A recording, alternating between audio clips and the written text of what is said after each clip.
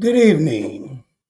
This is Real Talk History as a Weapon for Black Liberation, and I'm your host, Dr. Sundiata Keita Cha-Jua. And today, my guest is Malik Yakini. He is the co founder and executive director of Detroit Black Food Security Network. DBCFSN operates a 7-acre farm in Detroit and spearheaded efforts to establish the Detroit Food Policy Council, which Mr. Yakini chaired from December 2009 to May 2012. He served as a member of the Michigan Food Policy Council from 2008 to 2010, and from 2011 to 2013 served on the steering committee of Uprooting Racism, Planting Justice.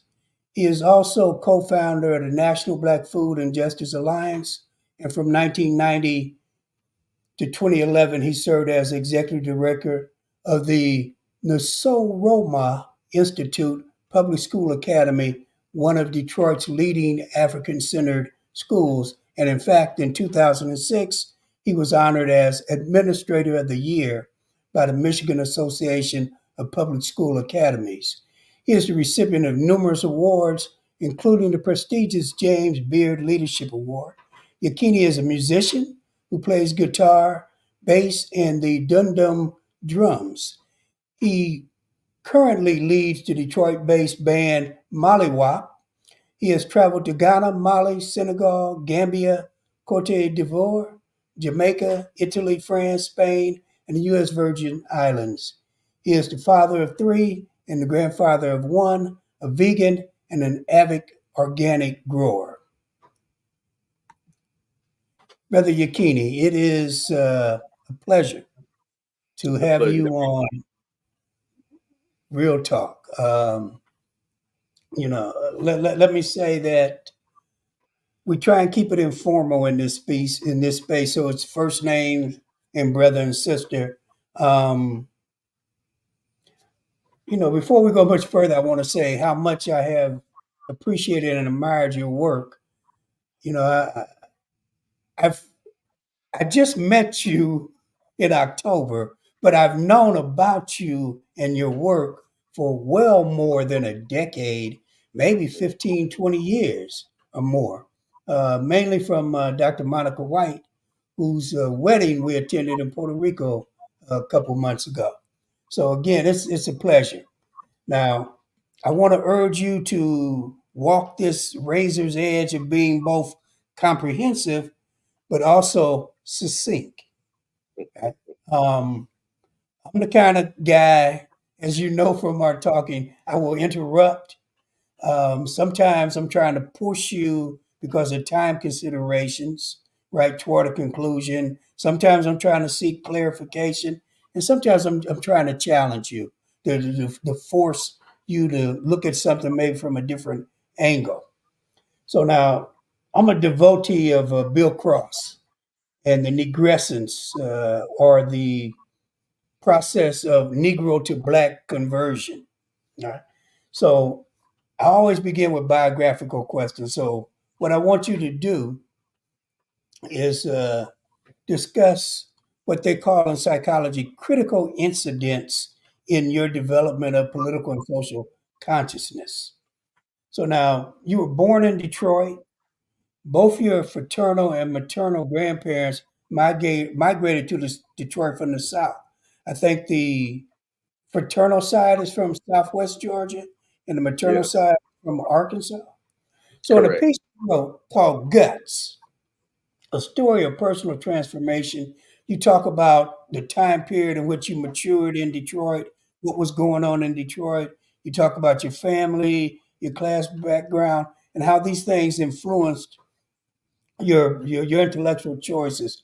What I'd like you to do, as you did in that piece, is kind of one, talk about the significance of the title, right? Guts, a personal. Let me get it right. Is it personal journey? Guts, a story of personal transformation. And so, can you talk about specific experiences, observations, mentors, readings, and processes that contributed to your intellectual development in political engagement? Sure. I'll do the best I can do. So first, let me say that one thing that Black nationalists are not usually known for is brevity. So I'm going to try, especially especially our Black nationalists. We've been accused of taking up all the air in the room, so I'm going to try not to do that. But I wrote a piece called Guts because in some ways, the transformation of my diet in some ways parallels the transformation of my consciousness. And just to try to give you a brief version of that piece I wrote, in 1969, I was 13 years old. And in many traditions, that age period is the time when you're moving from childhood into young adulthood. And usually, those children moving into adulthood are trying to kind of find their own individual identity, trying to find out what is it about them that might be unique. Sometimes your handwriting changes around that time as you're trying to find kind of your voice and your signature in the world. So I was very fortunate that around that time in 1969, when I was 13, I was growing up in Detroit. And Detroit, in many ways, was a hotbed of Black consciousness during that time period. And in fact, during all of the last century, Detroit was a hotbed of Black consciousness and activism, but particularly in the period from 1965 or so to 1960 nine, it was particularly a hotbed of consciousness. And of course, during that time period in 1967, the rebellion occurred in Detroit, which was the bloodiest of the many rebellions that occurred in the 1960s in the city of Detroit. Many organizations sprung up during that time period, and there were many efforts on community levels to raise people's consciousness. And so I was fortunate to be going to a school, a post-junior high school, where a number of teachers at the school were themselves young and radical and activist. And so, for example, the gym teacher at the school was the Michigan coordinator for the Angela Davis Defense Fund, and she Oh, had a big afro like Angela Davis. The auditorium teacher was named Gloria Green, and she was crowned the first Miss Black America. And then I had these other two teachers, Ronald McCombs and Mel Pease, who had both a few years before moved to Detroit from West Virginia, and they were childhood friends who were both teaching in the same school. And they were both very radical in their thought. And so they often combined their classes together. McCombs was my social studies teacher, and Peters was my English teacher. Sometimes they would combine their classes together and either have a speaker or show a movie or have a film or something like that. And so on one of these occasions in January 1969, they played Malcolm X's message to the grassroots. And so in my life, I can probably divide my life into two eras: the era before mm. hearing that and everything that has occurred after hearing that speech. So that speech helped to define the trajectory of the rest of my life, including, and this is the reason it's called Guts, up until that point, my very favorite food in the world was chitlins. And my mother made them Mm. once a year, New Year's Day. And I used to love to have them with Frank's Red hot sauce on them. And I loved them. And then I heard Malcolm X chitlins in a historical and cultural context and talk about the fact that our enslaved ancestors ate them because that's what was cast off by the so-called slave master. So for the very first time, I began to think about food in a historical and social and cultural context beyond just whether or not I like the way it tasted. And so it began to shift my diet.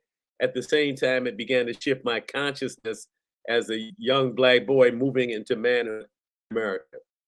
Can I interject something? What was it about?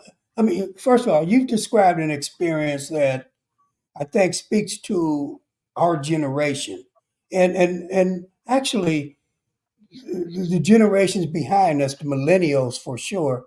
That Malcolm, either reading the autobiography or listening to Message to the Grassroots or the Ballad or the Bullet, become seminal experiences in your political journey. But what specifically hit you? Because you described a profound transformation in your life, including in your diet. What hit you from the message to the grassroots? I would say there's several things that hit me as a result of that. One, and again, keep in mind, I'm 13 in Detroit, growing up and trying to figure out what does it mean to be a young black man? How do I survive in my environment? And the school I went to wasn't an easy school either. I say when I say easy, I mean in terms of, there was gang culture, there was a lot of fights, there was, and so I'm trying to figure out how do you navigate all of this, and how do you be cool and have the esteem of your classmates, and all of this. I'm trying to figure all this out as a 13-year-old.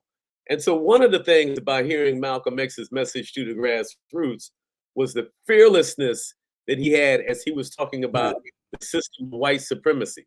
And so as somebody trying to define what did manhood mean, or trying to find images of what I would become as a black man, in many ways, Malcolm represented that kind of masculinity.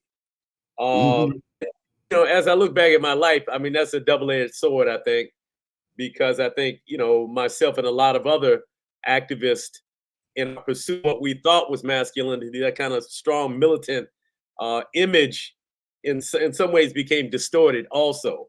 But initially, as a 13-year-old, definitely that had a huge attraction to me.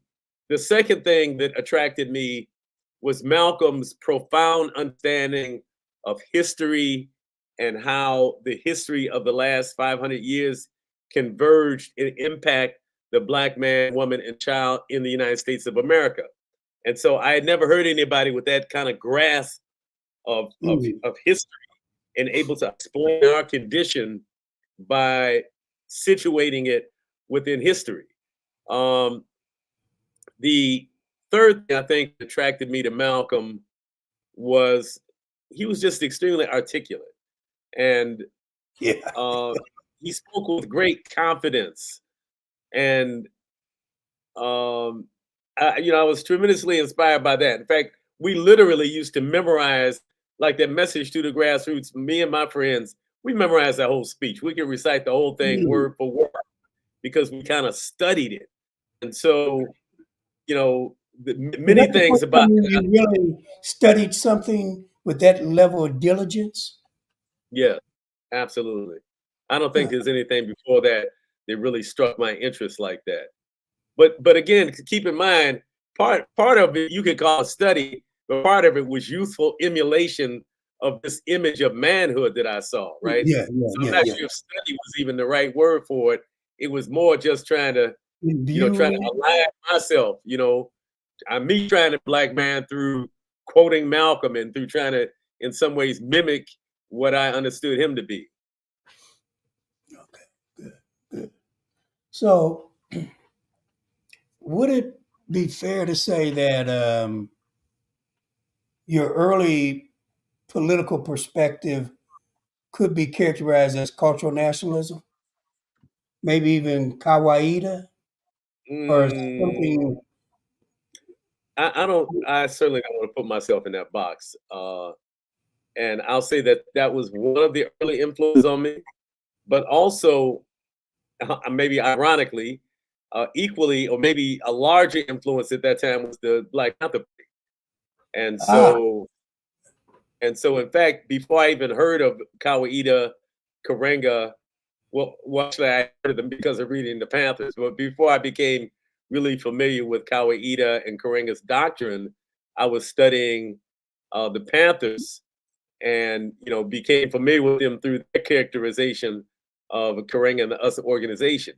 But certainly, cultural nationalism had some influence on me. Certainly, uh, the some of the teachings of Karenga I think have great value, although I wouldn't consider myself a Karengaite, and I've tried to see value in some of the things that he has brought forward to our community in spite of himself.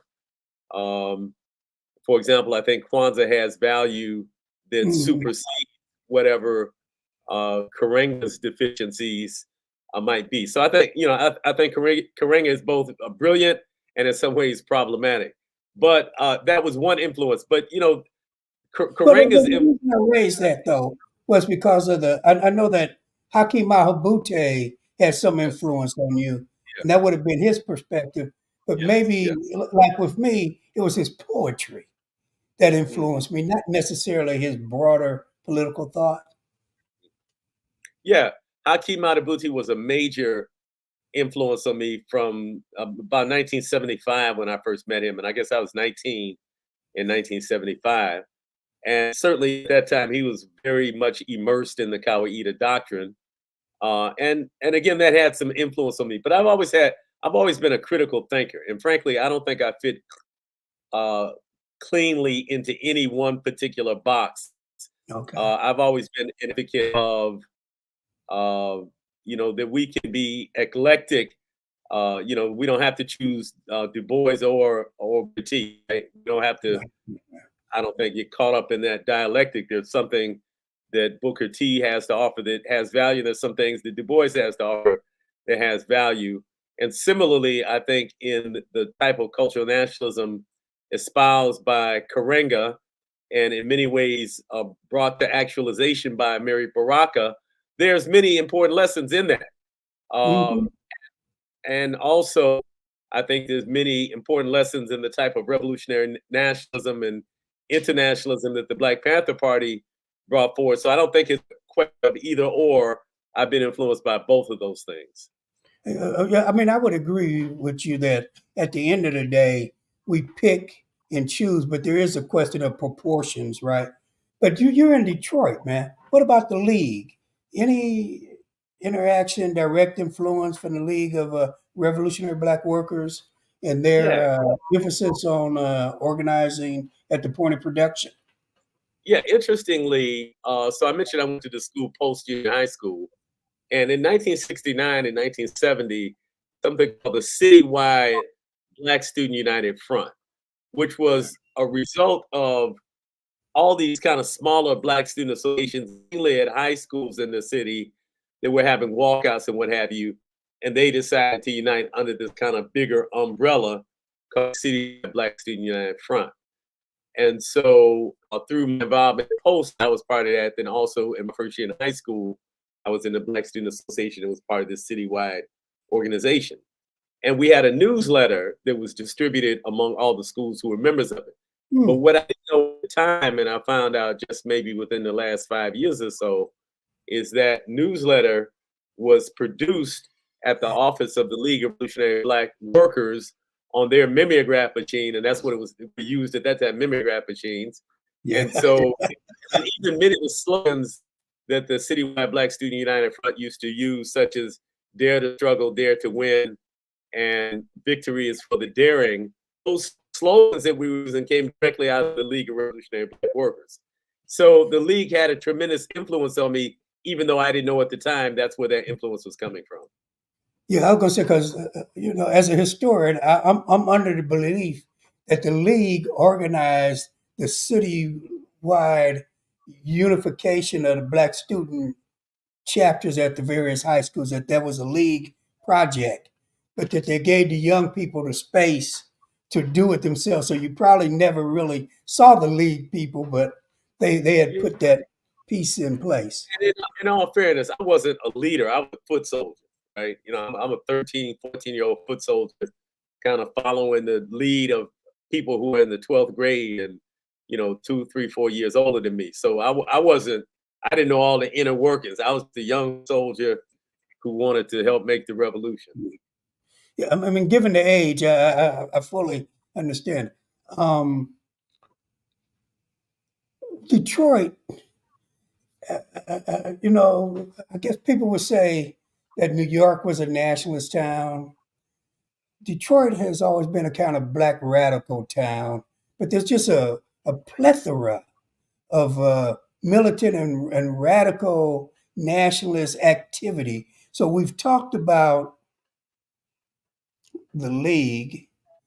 Um, and we've talked about other forces. Can you say the Panthers in Detroit?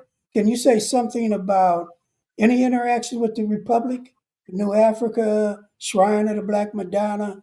Because I mean, Detroit is like a cauldron of radical surgeons in that Yeah. So, period. well, I'll start with the shrine. Said my my paternal grandparents But can lived you on a tell street for called our listeners? Can you tell them what the Shrine of the Black Madonna was? Sure. The Shrine of the Black Madonna was and is officially a church, is actually known as the Pan African Orthodox Christian Church. And it was organized by um, Reverend Albert B. Clegg, who was an activist minister and a very radical activist minister in the city of Detroit, who often was at odds with people like C.L. Franklin, who represented the more conservative elements of the civil rights movement. And so in 1967, the church that Albert Clegg was minister at transformed itself into what they call the Madonna. They unveiled a big painting of a black woman holding a black Jesus, which is what the church gets its name from. It introduced a black liberation theology. He subsequently wrote a couple of books, Black Christian Nationalism, and I'm Mhm. forgetting the name of his second book. Um, but was also a major player in all of the kind of radical black politics happening in Detroit, both before, during the period of the 67 rebellion, and immediately following the rebellion. The church became a center of radical activity. For example, during 1967 rebellion, there was an incident that was memorialized in a movie a few years ago called the Algiers Motel incident, Oh yeah, police yeah. where the police came in and murdered two brothers who were in a hotel room with some white women. And there was a community tribunal that was organized by Dan Aldridge, and it was held at the Shrine of the Black Madonna. All of the major Now, who's players, Dan Aldridge? yes, For Dan our Aldridge. listeners, who is Dan Aldridge and the role that he played in Detroit radical politics and as a music um, manager? Well, Dan Aldridge is still around, so I don't want to talk about people in the past tense about what he was. Okay. He still is. Yeah, He's who very, is a he? very vibrant member of our community who recently organized the Detroit Jazz Orchestra Plus, which has had concerts over the last year or so. And he's always promoting jazz music in particular, but good black music in general. But Dan Aldridge was the head of the Detroit Friends of SNCC in the 1960s, and his wife, Dorothy Dewberry Aldridge, was actually a member of SNCC, who had been active in Alabama with a number of other SNCC members. And Dan was also involved in a number of other radical black activities in Detroit in the late 1960s and 70s, and was really just seen as a key figure in the black political radical landscape.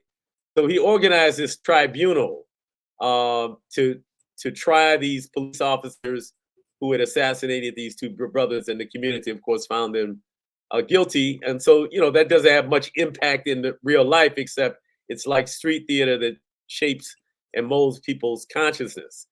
So the Mhm. shrine was the scene of that, but also people like Stokely Carmichael, later Kwame Ture, spoke at the Shrine of the Black Madonna.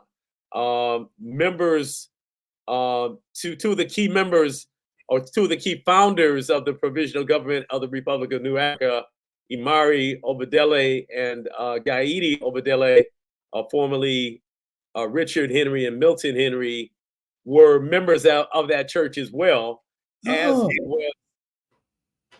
was Ed Vaughn and Kwame Atta, who went on to become the key founders of the Pan African Congress. So, in a sense, the three major Black nationalist Pan Africanist organizations in the 70s in Detroit all kind of grew out of that church. The Shrine of the Black Madonna hmm. itself, and the Black Christian Nationalist Movement, the Pan African Congress USA, and the Provisional Government of the Republic of New Africa. So they were all in league with each other. They were all friends. They all had influences. And I'll just end by saying that I had a first cousin who in the late 60s was a member of the Shrine. And so I was familiar with them and their philosophy early on. In terms of the Republic of New Africa, when I left Poston High School in January of 1971 and went to high school at Cass Technical High School in Detroit, my roommate and best friend and locker partner was a brother named Jaribu Shahid, who was a member of the Republic of New Africa. In fact, his sister, his older sister, was married to Imari Obadele's son. And so he was almost in the family. And so he really began to expose me more deeply to the teachings of the Republic of New Africa, which frankly I was already familiar with. And I'll end the answer on this by saying that Imari Obadele lived in my neighborhood. He lived 4 blocks from me. I went to elementary school. I went to elementary school with his son, who we call Imari 2. And my mother worked at the local post office in the neighborhood.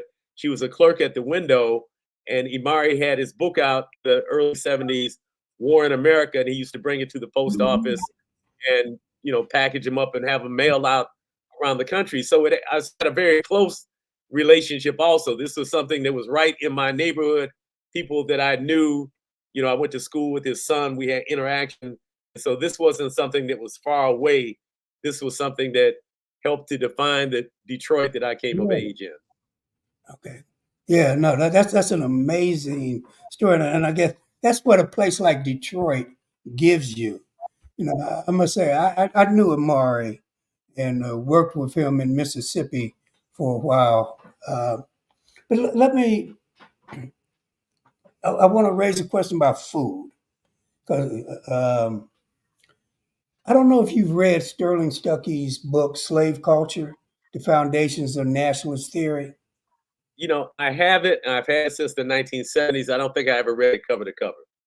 Okay. Well, one of the things about it, and I mean, obviously there's a lot of stuff in it, but one of the things that I was always struck by is that he makes this argument that now, granted, the book comes out in the mid 80s, but he says that African Americans basically eat what Africans in West Africa ate in the 15th century.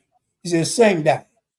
So what he describes is the role of rice, okra, black-eyed peas, mustard and collard greens, yam, kidney and lima beans, peanuts, millet, sorghum, licorice, watermelon, and sesame. And what's called fufu, in a particular ethnic culture in Nigeria, we call pancakes, and he talks about gumbo and barbecue techniques.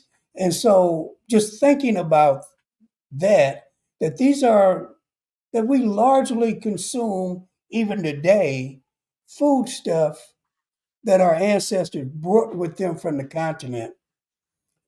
Can you just kind of do you think our people understand that very basic Africaneity of our historic diet? And does it mean something? So I think there's many aspects of our culture that we don't connect to our Africanity, but nonetheless exist. And food is certainly one of those. And, I've had a chance to travel a bit through the African world and have been able to see the similarities. And there are Mm, certainly similarities, whether you're in the Caribbean, whether you're on the African continent, whether you're among so called African Americans. And, I think 2 things have happened: that we have maintained certain cultural traits and memories, and we've mhm. also adapted to the circumstances in which we found ourselves. And so Right. often we began to cook foods that were similar, perhaps, to foods that we remembered in Africa or Mhm. that our parents remembered from Africa, for those who were born in the United States. And many enslaved Africans, of course, were born in the US after the international Right. slave trade was stopped. And so many of them had no direct memory of what people were eating in Africa. Right. Right. But many of these things were passed down, but again, we adapted them to the reality we were faced with. Um, so you've named several of those foods that we popularized in the United States, also came from the African continent. There's a couple of interesting books that I do want to lift up. by a woman named Judith Carney, uh, who actually I met from Dr. Monica White, and we did a presentation together in Madison maybe 10 years ago. But she wrote a book called Black Rice that Yes, talks about yes, yes. about how the slave traders, the slavers, first began as the trade was a triangular trade. So they first began bringing food from Europe to the west coast of Africa, and then they would have to wait to fill up the hulls of their ships with captured Africans and then take off for the so Western Hemisphere. Often in the process of waiting, that food would spoil. So that was one problem. The second problem was that often the Africans refused to eat and didn't like the food that was coming Hmm. from Europe. So those Europeans began to purchase food from local villages, and one of the foods that they often purchased was rice, because the rice can be stored for long periods of time if you don't take the hull off. And many people have seen Right. pictures of a video of women in West Africa with mortar and pestle, and they use that for many grains. But what they're doing is taking hull of the grains so that you just have the seed. So until you take that hull off, it can be stored for an extraordinarily long period of time. And so the Europeans began buying rice in West Africa and storing it on the ships. And inevitably, when they got to the so-called Western Hemisphere, they would have some rice left over. And that leftover rice became the seed rice that planters were using in South Carolina and the South Sea Islands off the Yeah. coast of South Carolina to begin the commercial cultivation of rice in the United States. And then, because the Europeans had no history themselves of rice cultivation, they began Mhm. targeting for enslavement Africans from those villages, sometimes in Sierra Leone and other places Yeah. that were historically producing rice, and began to actually kidnap people, bring them here who had those skills. So it was really the enslaved Africans who taught the European enslavers the skills necessary for growing and cultivating rice. But there were many other foods, and this is the second book Judith Carney wrote. It's called In the Shadow of Slavery, uh, Mm. and the subtitle I forget, something like the Atlantic World, Africa's contribution to the Atlantic world, or something like that. But it talks about all the other foods that came across as a result of the so-called slave trade, including cattle. And I hadn't Mm. really thought about, Yeah.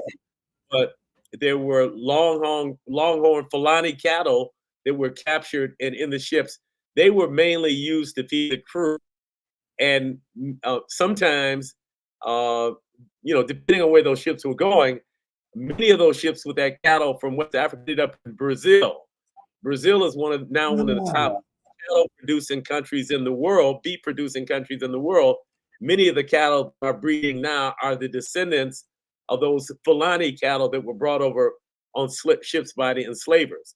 Also, off the ships are those cows, those cattle, the goats. They have what they call cloven hoofs, and often yeah. they would have Mhm. grasses and seeds caught in their hoofs, and that would transport various plants to the so-called Western world.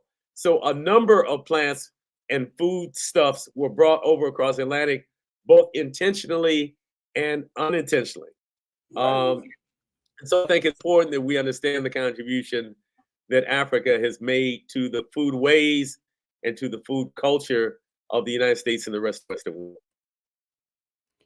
Yeah. No, I mean it's fascinating, but I also,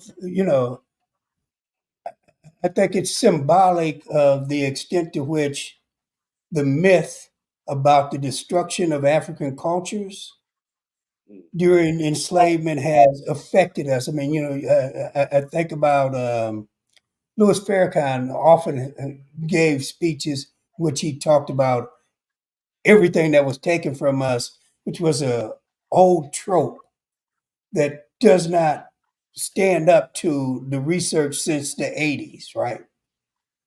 So yeah, I think it's important. Um, so let's talk about the Detroit Black Community Food Security Network. When was it created?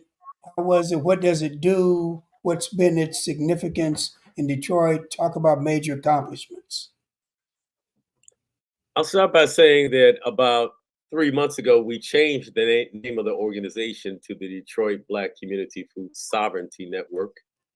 And I'll say Ah, briefly that the difference in food security and food sovereignty is food security basically means that people have enough calories, that they're not going hungry. My friend Raj Patel said to me once, you can have food security in prison. And so clearly, what we're striving for is something more than that low bar of people just having enough food to eat. Although in a country as wealthy as America, that bar should almost be met without discussion. It's obscene that anybody in the United States would be hungry, but that is the case. Um, mhm. so food sovereignty is really the condition that exists when a community shapes, defines, and has control of the food system that provides their food.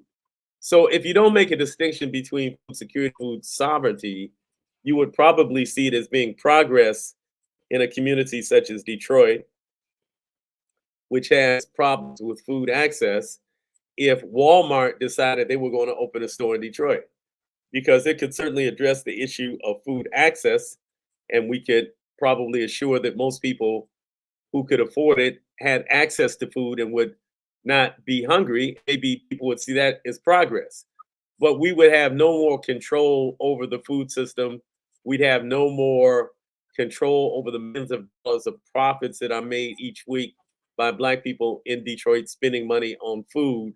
And we would have no greater power than before the Walmart moved in. And so, food sovereignty, again, is the condition that exists when a community shapes and benefits from the food system from which they obtain their food. So the Detroit Black Community Food Sovereignty Network was started in February of 2006.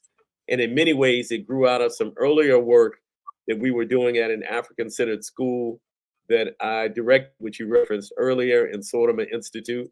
We had begun in 1999 at the school developing a school garden and a food security curriculum that was a school-wide curriculum where all classes in the school had to have at least one lesson per week that had a tie-in to this broad knowledge we were trying to develop in the school around food.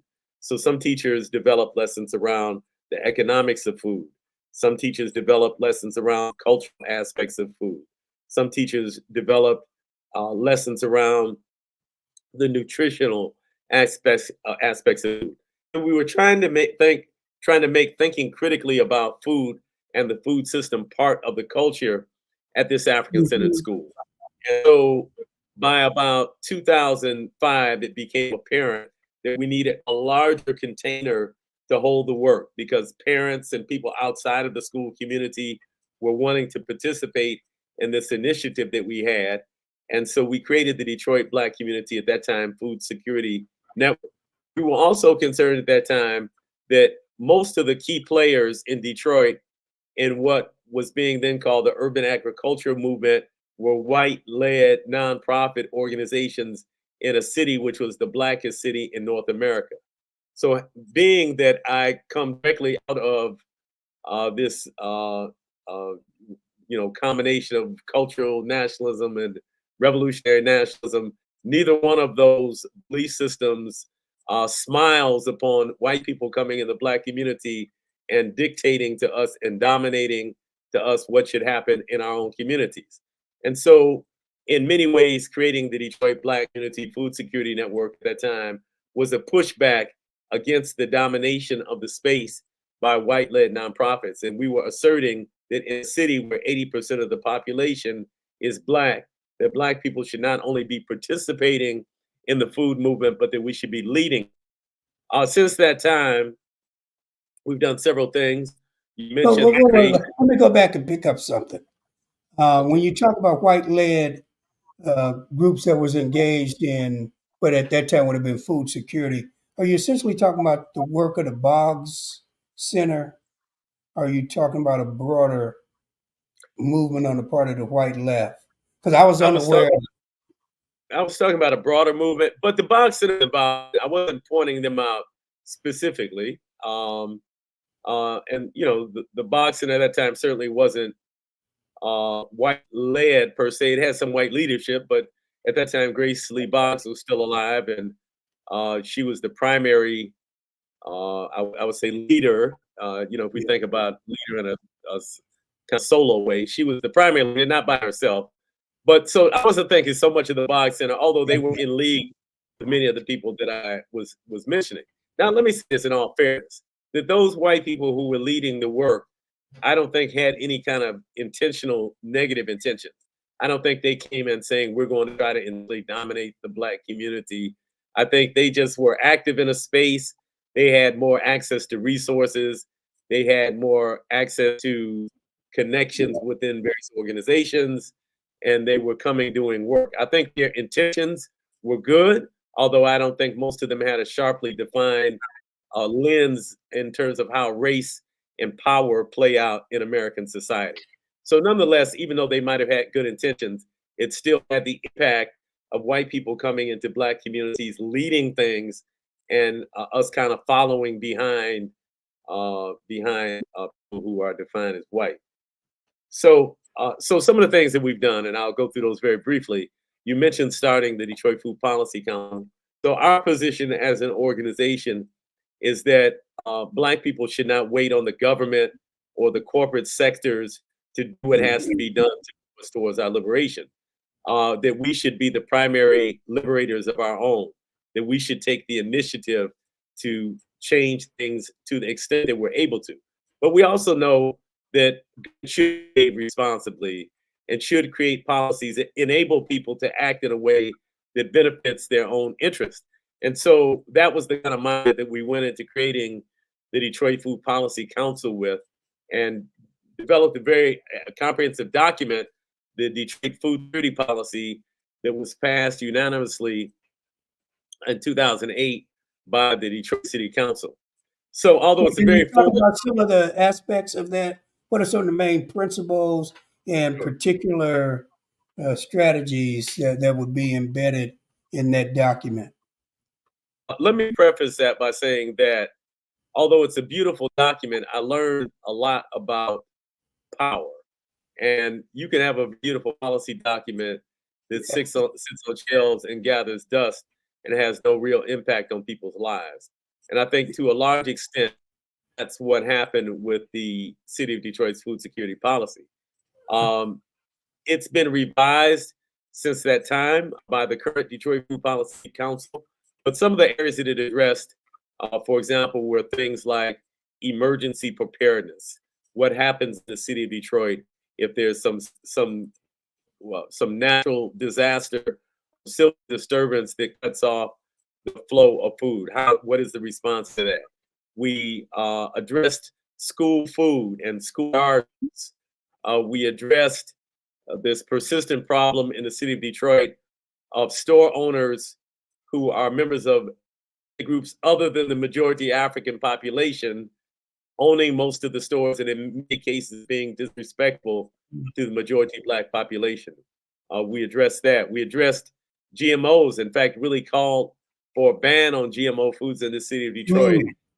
Somehow that got passed, but clearly that has not happened. So, what I realized is that you can get policy passed, but if you don't have the political strength to really enforce and stay on top of it, then it's just a good policy. And it's similar to what happened when Obama got elected. And let me say clearly, it's not, uh, one of those who figured that Obama being elected was going to significantly change our condition as a people. In fact, I was in league with Angela Davis, who came to Detroit campaigning for Obama, and said that although she was campaigning for him, to be clear that he was running for president of the racist, sexist, imperialist United States of America government. And That's right. so I wasn't looking at Obama as any kind of salvation. But many people did. And then after he was elected, fell off. And so he wasn't able to push forward many of the agendas that had that robust community support been in place, he could have pushed forward.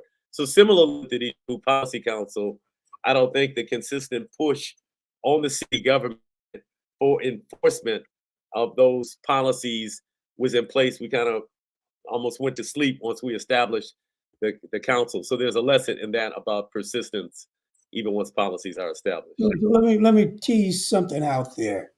So on the one hand, you're saying that the Detroit Food Security Sovereignty Network had the strength politically to get the council to pass this very progressive food policy document, which should have committed them to particular practices, Yes. but then wasn't able to sustain the pressure to make it to realize it, or do you Well, think? yes, that and Yeah, let's let's keep in mind what else was happening in Detroit at that time. Detroit was going through an economic crisis, which by 2013 or so, I think. Uh, in fact, no, I think I I got the forgot what year emergency manager, right? there was emergency management. I'm forgetting exactly what year, but during the same time period, Detroit was in crisis, and really the city was trying to figure out how to stay solvent. And so, in the midst of a crisis like this, frankly, the food security policy was not on the top of the list. Right, right. And so I want to contextualize both the combination of us not being able to amass and sustain the numbers that it takes to enforce policy once it's in place, and it was the issue of the persistent attacks on Detroit by the state government. Okay. Yeah. Yeah, I see that. I do want to pose a third possibility. Like, my basic analysis is that in the black majority cities where we have black mayors, and in cities where we have a black plurality and are able to get a black mayor and substantive representation on the council, that these are neo-colonial processes. And I think one way we see that it's neo-colonial is that the city is immediately in direct conflict with the county and the state because those tend to be whiter entities, but also a sector of the folk who come into power as black folk in the city perceive their relationship as neo-colonial, meaning that they see themselves as the junior partners of capital and white supremacy, but they don't see themselves as partners to white supremacy, but they are. To Yeah. what extent was that also a very visible and living reality that y'all confronted? I think there was a dual reality. There was the reality of Detroit, as you mentioned, having this very strong history of Black struggle. And at this time, we had two representatives of our movement directly on the city council. The Okay. Honorable Jill Watson was a council member. And in fact, she was really our champion as we were pushing the food security policy and the Detroit Food Policy Council forward. And then we had my good brother Kwame Kenyatta, who had been my comrade for many decades and was one of my closest friends, was also city council. And so we had that, but then also you had, Negroes who were in league with the effort to take over the city and disempower Detroit. So both of those realities were happening simultaneously. Yeah, I think that's always the case. You know what I mean? All of those forces are in struggle about the same time. Um, so this is more of a personal.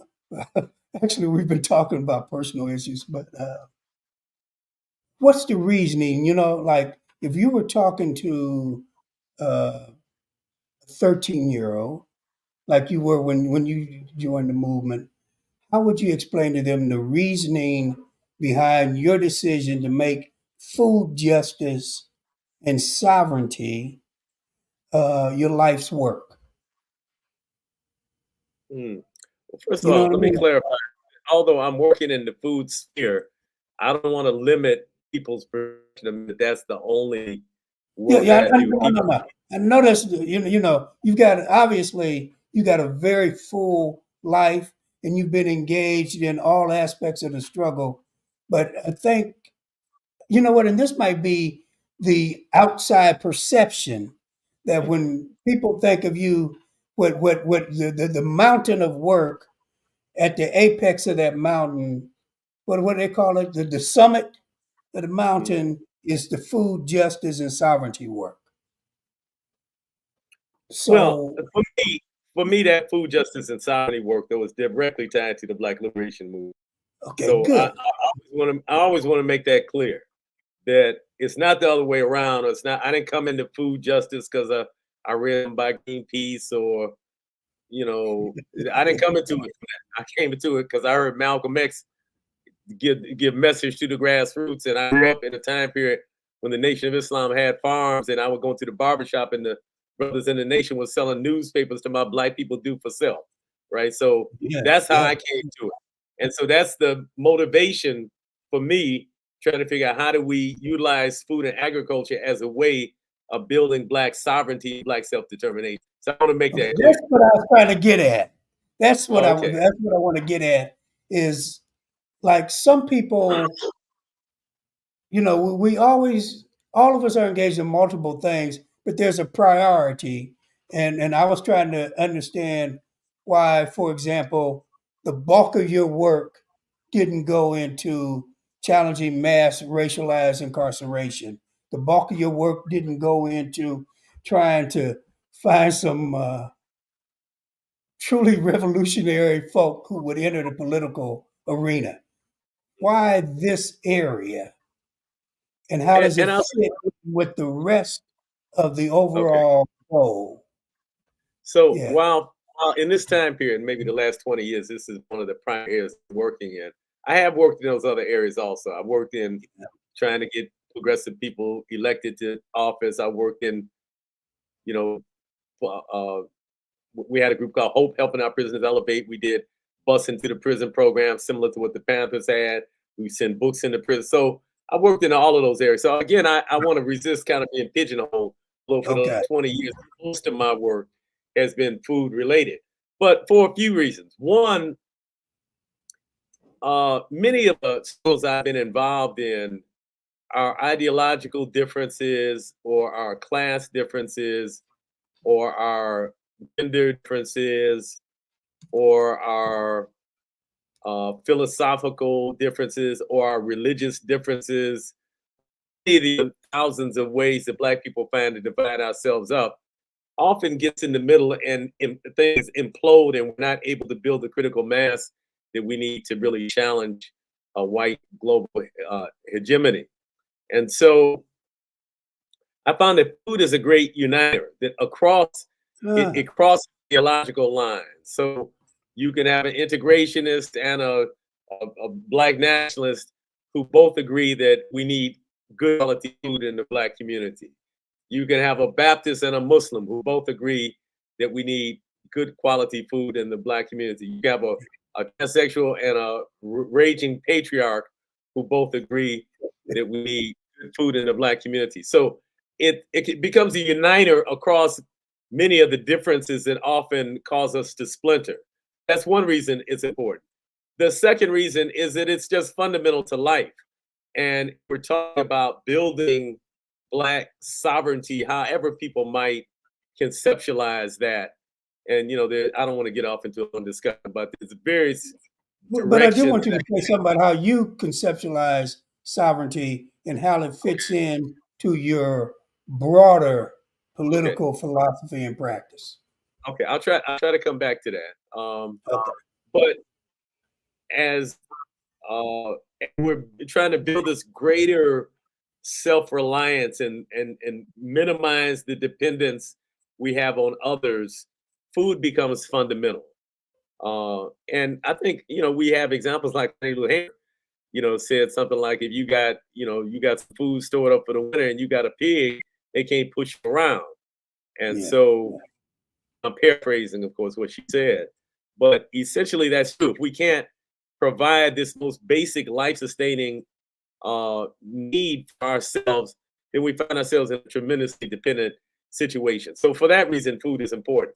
Even as we look historically at the development of human civilizations, many people point to ancient Kemet or ancient Egypt as perhaps in some ways the apex of cultural development in many ways, but certainly the cultural development that occurred in ancient Kemet could not have occurred without agriculture. In fact, one of our elders who recently became an ancestor, Brother Tarico Duno, often said that there is no culture without agriculture. And so, as long as people were trying to figure out how do we get food to eat, they didn't have enough time to explore the mysteries of the universe, to develop mathematical systems, to begin to develop geology and martial arts. All that stuff comes once you got food in your stomach and you're not chasing food all day, every day. And so, similarly, as we seek to reestablish Black civilization, however people might conceptualize that, or to reestablish our place in the world as human beings who are respected, Mhm. who are to move with dignity, and who are to have control over our own lives, then food has to figure prominently into that, as we're kind of reestablishing ourselves. So those are some of the reasons that I put a lot of energy into this food struggle. Now, one of the things you haven't talked about is that you guys, I mean, you've got a farm, you've got community gardens, but now you're opening up a grocery store. Can you Yeah. talk about that and its significance? Sure. So since 2010, we've been working on opening a cooperatively owned grocery store. And let me say clearly that our organization is an anti-capitalist organization. I don't believe, and our organization doesn't believe, that there's any freedom for Black people that is going to coexist side by side with capitalism. And Yeah. so the dismantling of capitalism is a necessary prerequisite for Black freedom, no matter which of the routes you choose to take. And again, there's limited routes we can take. There's those who believe great, those some folks who feel like they should go back to Africa. There's some folks who feel like we need territorial separation of kind of the new African independence movement philosophy. There's some folks who believe, as the Panthers did, that perhaps Black folks can have a more fair shake inside of a post-revolutionary America where some of these systems that create vast inequality have been dismantled. But whichever of those routes we take, there is no Black freedom side by side existing with capitalism. And so Yeah. we want to be clear about that. So for us, we were always interested in co-ops because co-ops, in a sense, become the microcosm of what a larger socialist society Mhm. might look like. And so we're trying to break the monopoly on our thing that capitalism has and challenge how people see our relationship to economy. And so co-ops become a way of challenging that relationship and simultaneously pointing the way forward, which is the more collective, cooperative way that values and prioritizes human well-being over profit. And so we were always interested in a co-op specifically for those reasons. Even in the Black community, a lot of times, even since the times of Marcus Garvey, we hear about buy Black campaigns. And while Mhm. generally I think those are good ideas, people who are as underdeveloped as we are, or a national grouping that is underdeveloped as we are, there is some benefit in even just having Black businesses. But Right. we should Right. be clear we should be clear, though, that simply having a business owned by a Black person does not translate necessarily into some larger benefit for the Black community.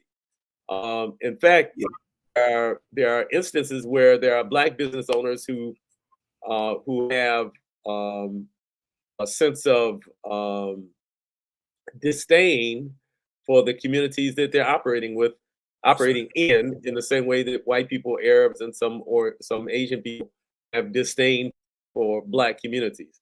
That's There right. are Black merchants who open businesses, and the only benefit that is derived from that business is that sons or daughters go to college and they have a nice house and a nice car. It doesn't necessarily translate into collective benefit for our communities. And so That's right. we are pushing cooperative economics because we see that as being the only way that we can that we can galvanize kind of collective or economically, politically, culturally that we need to transform our communities. So that's why I co-op. So we've been working on this for going on for 13 years now, and we're a few months before opening. In April, we expect to open the Detroit People's Food Co-op, which is a grocery store owned currently by more than 2,100 community members in the city of Detroit. We are careful in how we phrase it, how we term it. We say it's a Black-led, community-owned grocery store. We say it like that because the leadership of the co-op is Black, but it's open to all residents to join. Right. And so we have residents who are non-Black. We are making very strong efforts to ensure that the leadership and a focus on uplifting the Black community becomes embedded in the fabric of the co-op, so that 5 years from now, 10 years from now, when the current leadership is not there, that won't be up for question, that will be always part of the purpose of this co-op. We also, though, built the new building that the co-op is located in. We built a building called the Detroit Food Commons, which is a brand new 31,000 square foot, two-story building located on Detroit's main street, Woodward Avenue, at a cross street called Oakland Avenue. Interestingly, right across the street from where the Algiers incident occurred that I referred to earlier. So right in the heart of Detroit's Black community. And it's significant in multiple ways. On the fact that we are challenging the capitalist notion of how we obtain food through a cooperative is important, but also the fact that this building that we built was built by two Black organizations, the Detroit Black Community Food Network and our development partner, Develop Detroit Incorporated. There, So I've heard many people say, what does that mean? Does that mean you financed it? Does that mean that these organizations supplied Black workers who were paid a living wage? What does you built it mean? thank you for clarifying that. Let me say what it doesn't mean. It doesn't mean that we were out there with hammers and drills Okay. doing the construction. We hired a construction company. We had a Black-owned construction company um, called Ellis Brinker Company, who is actually managing the construction process. Right. Some of the construction they do themselves in-house, have companies under the Brinker Company, and so they do some of the drywalling and some of the other trades. But then some of the trades, what happens in construction is the general The contractor bids them union? out. To tell you the truth, I'm not sure if they're union or not. I'm not positive. Okay. But But again, they are hiring Black workers and paying a well, fair wage. I haven't got to that yet. Now, that's Okay. another question. It was a Okay. Black-owned company. So in my naivety, I assumed that you hire a Black general contractor, that means you're going to see a bunch of Black people working on the building. That was not the case. So it was a big wake-up call for me. So, and again, what I realized happens is that the general contractor bids out most of the work.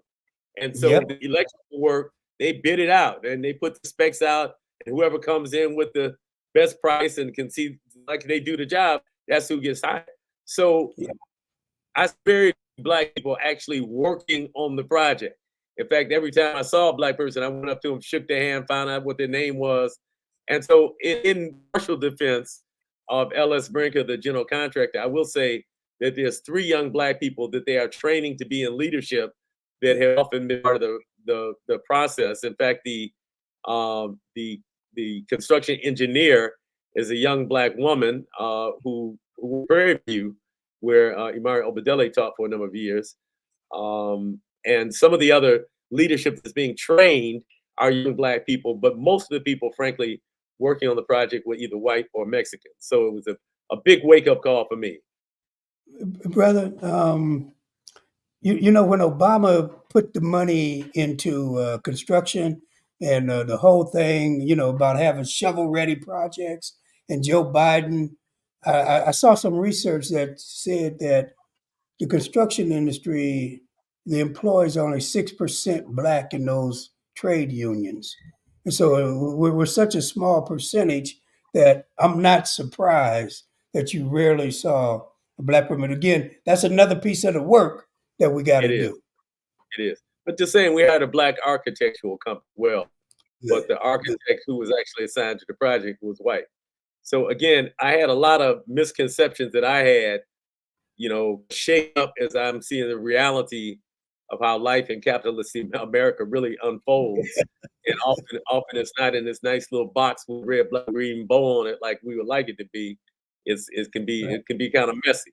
So I learned a lot by doing this project. So when I say we built it, I mean is that we amassed the $21.6 million that it took to build this thing, and we got about $6 million in grants from local philanthropy.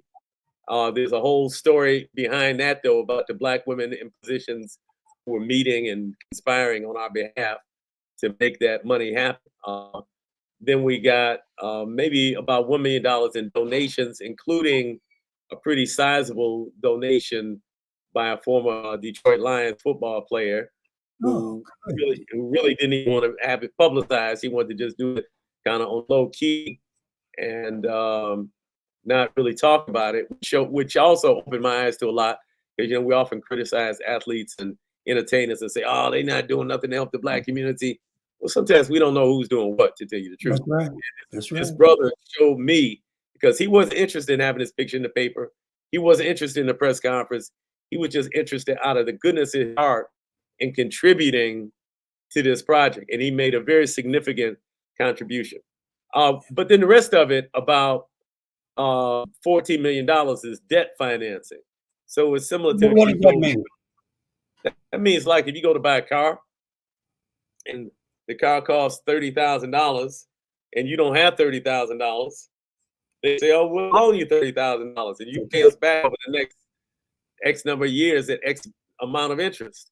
And so that's Okay. what debt financing is. And so most of that project is debt financing. It's loans that we have to pay back over time. And Okay. so that means that we now have the awesome task of running viable businesses in this space that are going to be able to generate money so we can pay back this money that we were loaned. Okay. Oh, Good. this is what I want to tell you though. On the second floor, we have the grocery store on the first floor of the building. On the second floor, we have 4 shared use commercial kitchens that we'll be renting out to food entrepreneurs. We have a 3,000 square foot community meeting space slash banquet hall, which is called the Mama Imani Humphrey Hall, which is named after Mama Imani Humphrey, who created Aisha Shule, the first independent Black school in the city of Detroit in modern times, at least. And I say modern times because the Nation of Islam had schools in the 1930s. But during the 1970s, um, she created Aisha Shule, the first African-centered school, and also the mother of Brother Michael C. Mongo, who you might know, who Yes. is Yes. Yes. Yes. a scholar who has lived in Atlanta for many Yeah. years. So we're naming them all after her. And so we have to make those things now cash flow positively. And we, on top of that, on top of having to make them cash flow positively, we have the awesome task of still making them accessible to our community. So one of the things I'm doing now, like we have an end of the year fundraising campaign going on for Detroit Black Food Community, Detroit Community Food Sovereignty Network. And one of the things we're raising money for now is called the Detroit Food Commons Community Accessibility Fund, because we want to make sure that the prices we have to charge for rental of the Exactly. spaces don't exclude grassroots community organizations. So we're Yeah. putting together this fund so that we can make sure our bills are paid, still that grassroots community members have access to this facility. I love it, man. We need that going in every community at a high level. Um, I got one more kind of question for you, and then there's a couple of questions. I think we got a vicious troll in here that we have to respond to. So I was looking at some statistics, and I think this is the stuff that slow genocide is made of, structural violence. So in 2022, 29% or nearly one third of Black children and 1 in 5 or 20% of Black adults, totaling nearly 9 million Black folk, lived in food insecure households. Essentially, they lived in food deserts community. Do you think this reality is at the forefront of radical Black organizations and movements' agenda? And if not, why not? No, I don't think it's at the forefront. And one thing I try to do is bring it more to the forefront of various formations within the what I broadly call the Black Freedom Movement. Um, but it's a serious thing. But again, Dara Cooper, my friend Dara Cooper, who often says you only get correct answers if you ask the correct questions. Right, And right, so I would assert that one of the reasons that we have this rate of hunger in our community is because we don't have food sovereignty and food and self-determination. The right. mechanisms that we had in our community to produce food and distribute and share food among ourselves have been largely destroyed. And those are mechanisms that I'm referring to primarily in the South. Hmm. And we know the history of terrorism that has separated Black people from land that we owned. We know the history of redlining and the destruction of Black business districts throughout the United States. All of these things have contributed to a situation where we are more vulnerable and find ourselves almost at the mercy of other ethnic groups who, again, have greater access to capital, who perhaps have a greater entrepreneurial history, and have more favor by the banking, the kind of the bank industry. And so we find ourselves in a situation where other people are controlling the it's the last. In fact, other people are controlling the whole process from seed to the time the food gets Yeah. on our tables. But let me raise a question. Growing up, um, my grandparents kept a garden.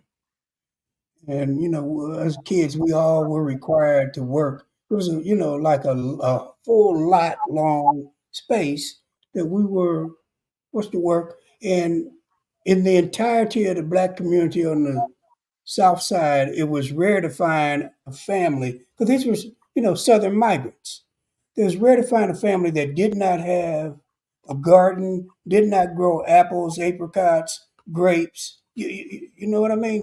And that was growing up in the 60s. You literally could get a meal walking through an alley in any part of the Black community on the South Side.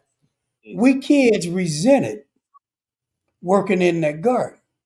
mhm. Um, Subsequently, as our grandparents got too old to work in that garden, and I can only assume that our parents resented it because they didn't keep up the gardens, this faded away. And and that wouldn't have solved the problems we have, but it certainly would have made a dent into self reliance, better quality of what we were consuming. Um, how do we in the North? Now, I love Charles Bowles' argument. It's essentially the RNA. Actually, it's Edward McCabe's plan from the 1890s, right? Mhm. And Floyd McKissick was making a similar argument. Um, I haven't heard that but for name in a while. both, Soul City, right? yeah. But he did this book called Three Fifths of Man, and he made this argument that at the time I thought was completely insane. He said that within the US federal system, we could find large measures of self determination if we became the majority population in 3 or 4 states. So he's talking about, states' rights. And then the argument would be if we control the state, we would be in conflict largely with the white state, the white federal government, and our position might be states' rights. At any rate, but how do we deal with this notion that we got to reorient ourselves back to the notion of the land and the value of being self reliant? So I think there's two things that we have to consider. First is our own particular history. And so my friend Leah Penniman says the land is the scene of the crime. Black people still have a lot of trauma related to our forced labor as enslaved workers, as sharecroppers and tenant farmers. And so many Black people want to get as far away from those memories as possible. Yeah. Even those who didn't experience it directly have this kind of almost intergenerational memory where working the land is devalued. And in fact, um, our experience has been at D-Town Farm that almost any time we have a group of young people come out to the farm to work, within the first 15 minutes, we're going to hear some reference to slavery. Because this is the Mm. mindset that or the lens through which we view agricultural work. Usually we hear jokes like, hurry up, boy, I'm going to work you like a slave, or I thought slavery was over. There's some mention of slavery, usually within the first 15 minutes, because that is the mindset, even in our children today, who didn't grow up enslaved and whose parents weren't enslaved and whose grandparents were. This has still been passed down through the culture. The same is true. I have a very good friend who works with Caribbean youth in Toronto, and he has the exact same experience. Because of Wow. the enslavement of our ancestors, there's a very negative connotation associated with agricultural work. So it's So, diaspora wide. yes. So this is a challenge that I don't even want to say it's particular to Black people, because I also met a Mexican sister who shared a similar story to me on how her grandmother discouraged her from becoming a farmer, again, because of how they were exploited and the trauma associated with farming. So it's definitely, I don't say it's particular to African people in America, but it definitely impacts people of African descent in the Western Hemisphere, perhaps impacts others also who've had similar experiences with exploitation. Um, but the second factor is a more universal factor, and that is almost globally, there's a tension between urban life and rural life. Yeah. And there's this feeling that somehow urban life is cooler, hipper, more sophisticated, that somehow if you're from the country, you're somehow less. In fact, growing up, the last thing anybody wanted to be called was country. If your pants were a little bit the cuffs were a little too high, people called you country. Nobody wanted to be called country. Everybody wanted to be Yeah. slick, cool, city-fied. And so this is a global phenomenon.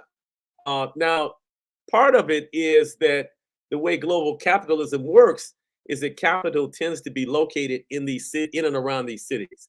And so there Right. also tends to be more jobs in and around cities. And so people draw often from the countryside where with lots of hard work, perhaps they could subsist and not be hungry. They might not really flourish, but then they figure they can go to the city and become a wage laborer and Yeah. have a pay every week or whatever. So this is a draw across the world. So we have both the tension of African people of African descent in the so-called hemisphere having negative views about agriculture because of our enslavement and sharecropping, and we have the global phenomenon of people moving from the countryside into cities because of the lure of the cities. Okay. And so we That's a clearly, wonderful answer. yeah, and so clearly, as we're moving towards, for those of us who desire greater self-reliance for Black people in the United States, clearly lifting up agriculture and the production, distribution, and sale of the food that we consume has to be a fundamental part of our movement. Again, I really appreciate that answer. We got 12 minutes. I want to turn to some of the questions, but first I want to deal with this troll. Um, the troll is making a false representation of Malcolm X's life, and I'm going to go out on a limb and say that they're basing it on the Manny Marable book, um, A Life of Malcolm X, A Life of Reinvention, and what the troll, Negus Afro Dem Dow, who also refers to us as orangutans, The troll argues that Malcolm X was a bisexual man. All Black Panther males were bisexual. And again, there's nothing wrong with someone being gay, any of that spectrum of queerness, but the evidence doesn't fit Malcolm's life, even in the Marable book. Certain things are made clear. So, and then the reference that Malcolm was like Andrew Gillum. So, anyway, this troll. But I just wanted to respond to that because you can't leave this shit out there. So, I want to. One of the questions that was raised specifically to you is about the question is something to the effect that do you see the carnivore diet as an industry sponsored psyop? I don't know what a scion is. Let me start with that. Psyop. Maybe you can explain that. Oh, it's Psyop. a psychological operation to prepare a population for exploitation, oppression, genocide. Okay, psyop. Okay, I've heard of that before. Yeah, yeah, Well, let me approach this answer gingerly, um, because on so I'm a vegan, personally. That's my personal dietary path. It has served me well. I haven't personally eaten meat since 1975, but I'm not on a mission to convince Black people to stop eating meat because I think it's an exercise in futility for all. And especially chicken. Black people are not gonna stop eating chicken. I don't care what you say, what you do. So let's come to grips with that. Okay. So we're gonna have to figure out how do the vegans coexist with the chicken eaters because that's a reality.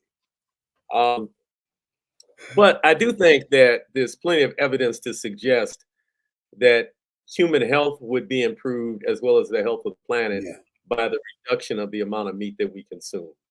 And while I think that many human societies for thousands of years have consumed meat, meat hasn't been the center of the diet.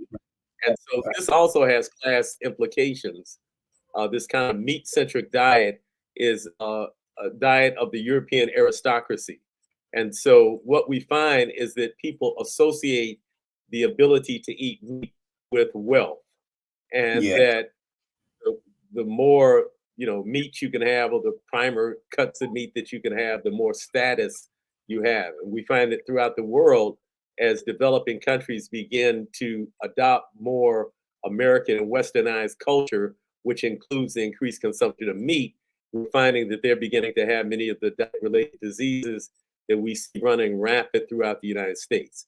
So while I'm not on a mission to convert people to veganism, I think that the planet and human health would be served by us reducing the amount of meat that we consume, and by increasing the amount of fresh fruits, nuts, whole grains, and vegetables that we consume. Now, whether or not the government is, whether or not an operation to, I don't know. I mean, clearly we know that the meat industry and the dairy industry is a tremendous lobby, and there's tremendous amounts of money mhm, by this addiction that people have to meat and dairy products. And we also know that the government, the United States government, and industrial farming are in bed together, and people move seamlessly from the government into Monsanto and these other corporations that control industrial farming. So I think the government sees it in their interest to kind of continue the standard American diet. I think they're mhm. motivated as they are in most ways by profit, and they have very little concern for human life.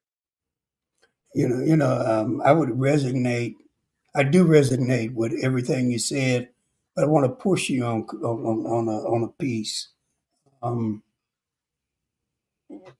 I see that a lot of our people is not a matter of just meat consumption. It's a matter of fast food consumption.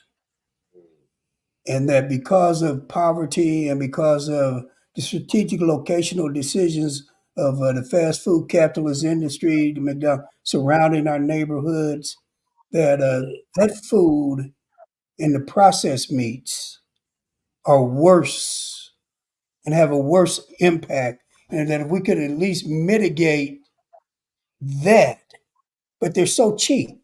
You know, I mean, that's and we're so poor. That's how we end up caught in that vice.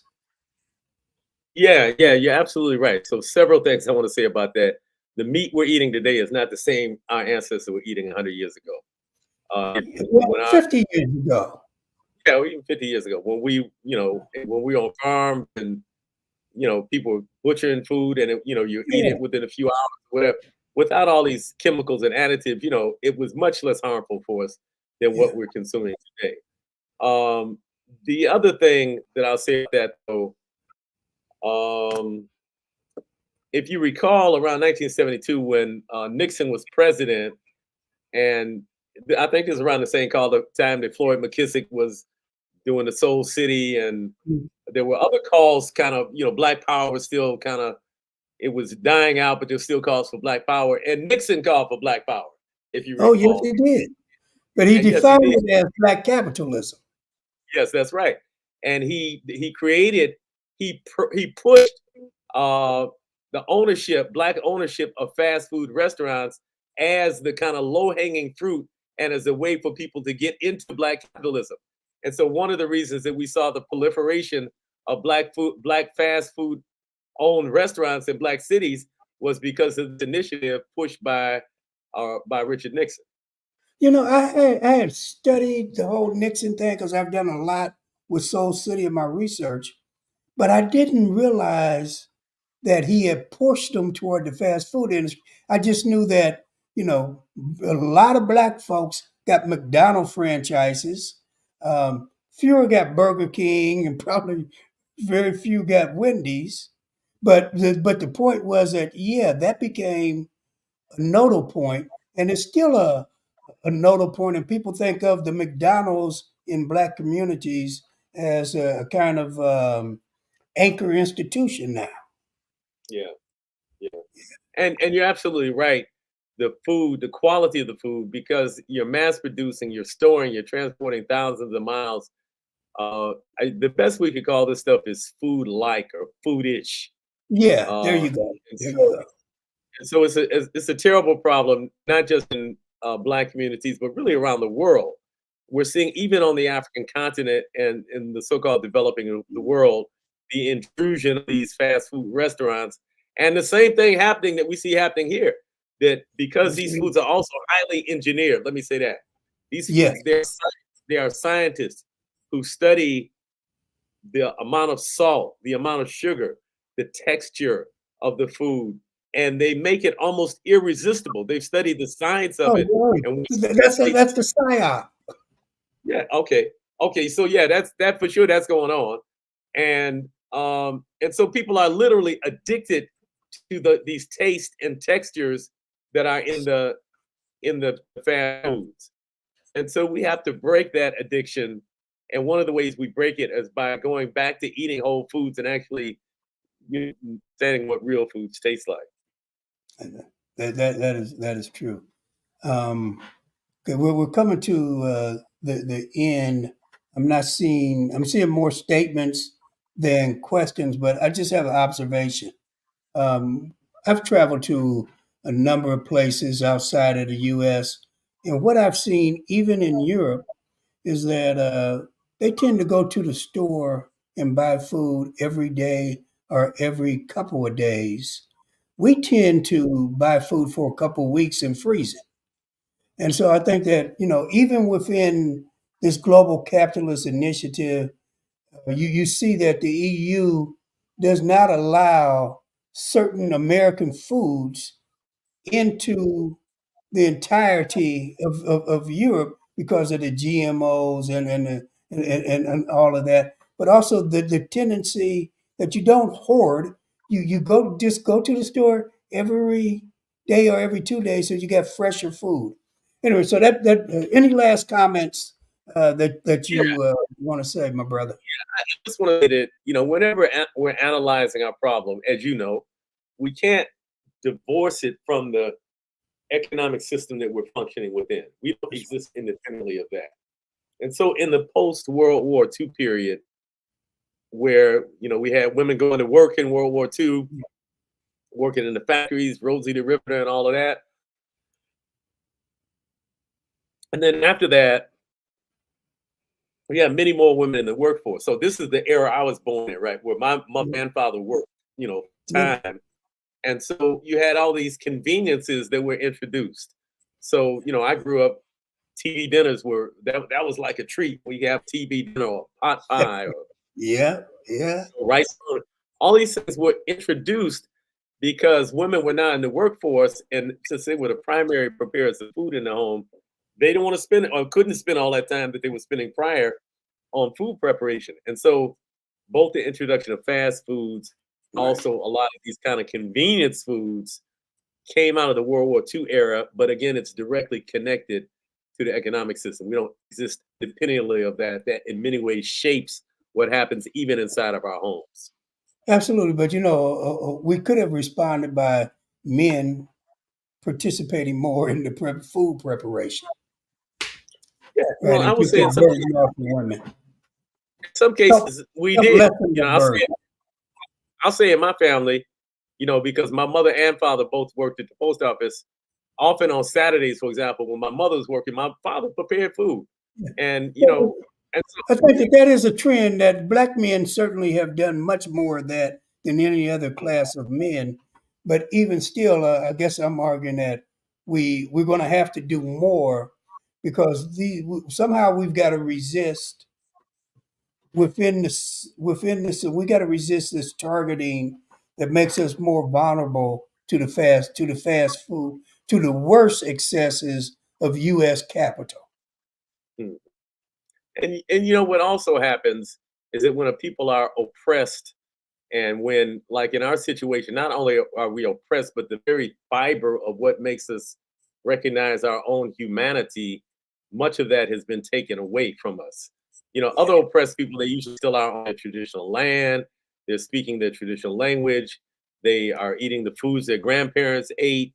They may be oppressed, but how they get into the human, kind of into human geography. And so we have this tremendous problem that other people have not been faced with to the extent that we're faced with it. And so when you're searching for meaning and searching for things that give you worth and to be able to cope in the world, things that stimulate your pleasure centers are more, you know, if you're oppressed, the more oppressed you are, the more you're looking for those things That's to bring right. you some joy. So if you eat a hamburger that's been engineered to send dopamines to your brain, then That's right. you're more apt to do that if you're more oppressed and marginalized. No, absolutely. And I think the guy who said that about psyops, I think that was what he was getting at, and you've explained Okay. it wonderfully, Well, forgive me for not being as familiar with the language. brother. But you laid out the concept beautifully. So we've reached that point, and I'm going to remove you, and I'm going to play with the credits and go and end the program. But Okay. just hang around. But I'm removing you, and I am